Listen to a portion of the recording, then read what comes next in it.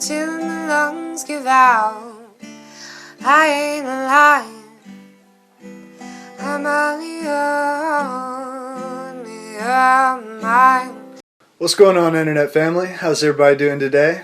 I got Linley Bray here for you. We're going to talk a little bit of Birmingham music.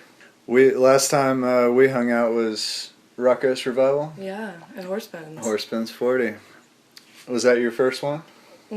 First Rakkos, but I went to the Bluegrass Festival.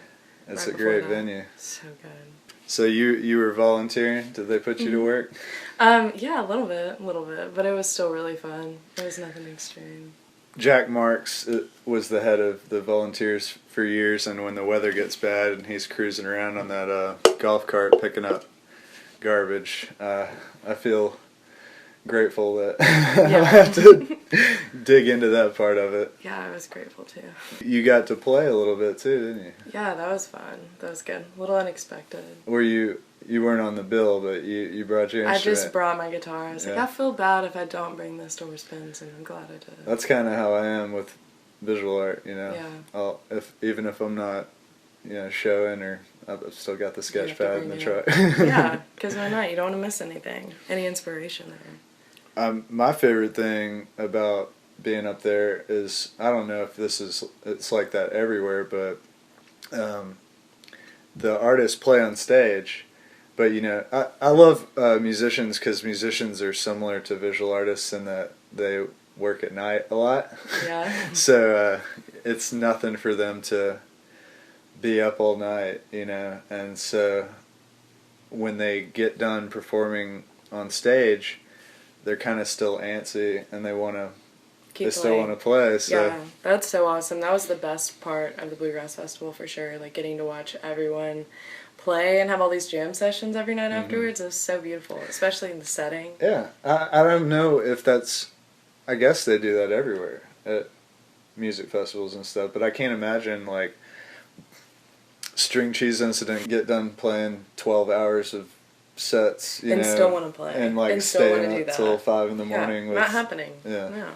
But the local music, yeah, you can definitely get a little bit of that. Some of my favorite music I've ever heard is, Early James, sitting up with Jason Grubbs at 4 in the morning by a campfire. Love Jason Grubbs, yes. It's so good. So good. But that's what I live for when I go up there. I'm just like, I can't wait until the campfire, just sitting up till dawn. That's so awesome. Yeah, I agree. It's a lot of fun. Good. Who are your favorite Birmingham artists? Oh God, don't get me started. It's like 15. Early James, Taylor Honeycutt, Little Rain Band, The Pearl, like literally everything Taylor Goodwin does, so good. There's so many. I want to say Cammie Sanders. Did you meet her at Horsepens? Yeah, I think I didn't get to talk to her personally, but she's so sweet. But none of her stuff is recorded, which I'm mad about. I'm so mad about. And I've asked her before. I was like, I want to drive and listen to Cammie Sanders sing In the Pines. It's beautiful. But she was like, that's okay, you'll just have to put me on speakerphone. So sweet. So sweet. But yeah, I love that. I love that so much. Her stuff's really good. It's really nice when she plays at Little Italy's. There's so many. That's the spot to be, isn't it? It's really the spot to be, let me tell you. They just do open mics. Open mic on Wednesday, open jam on Tuesday, jazz night on Monday, and then people just show up on Saturday or whatever and play. And I think Zach Austin, another good local artist. Zach and Shiloh, I think they play every Sunday. I want to say I've only gone once or twice, but it's so good every time. I didn't even know that place was there, but I rarely go out because I'm at home painting or, exhausted for some reason. No, I totally understand. But I made myself go out for St. Patty's and, went in there and had a Guinness and a shot of Jameson, and like Daniel Rain was in there, and it's kind of like they just live there, and that's awesome. Yeah. I think a lot of us just kind of live there. I'm there far too much, but I don't regret it. I love Jay and Robin and Sarah and Cam. Everyone's so sweet.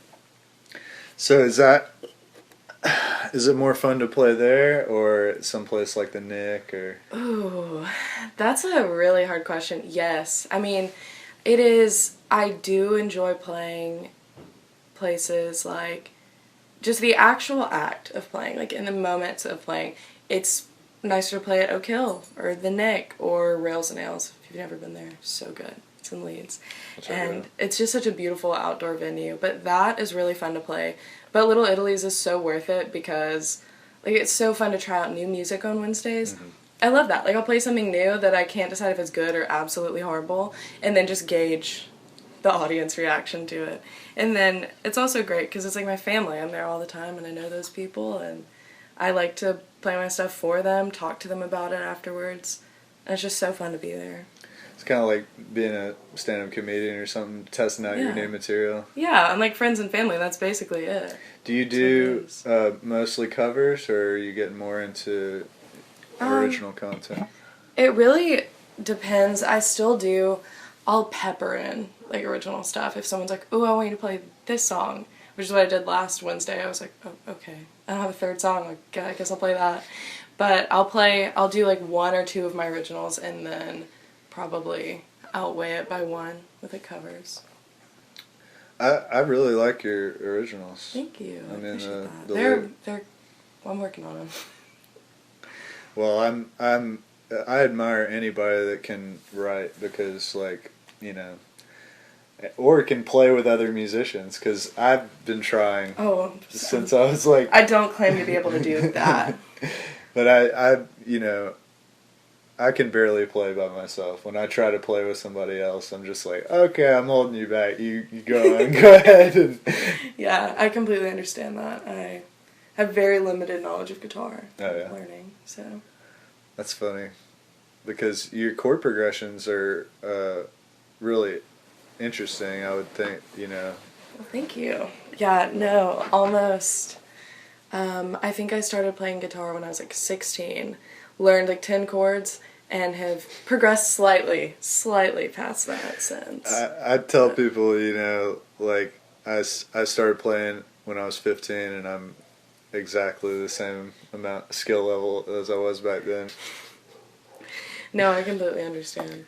It's just now that I've been trying to learn more and work on finger picking and work on all of it because I want to write stuff and I have ideas for stuff I want to make and I can sing it and I can write it all down. Mm-hmm. And if I can't play it, then what am I doing? So, been working on that. Cool. I'll never face that I knew you're thinking one or two run around circles in my life. I'm waiting for an answer, it's not coming. I'm running in a race, it's not worth running. I'm tired of sticking up for you and sick of all the things you do. My back's against the wall, you built this town. I'm waiting for an answer, it's not coming. I'm running in a race, it's not worth running.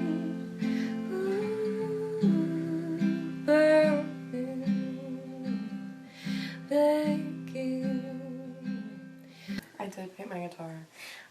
First time I ever played at Oak Hill, I was getting ready to go that day and I was painting something and I had all my paints out and my guitar was just on my bed. I was like, well, I could just go ahead and paint that like right now.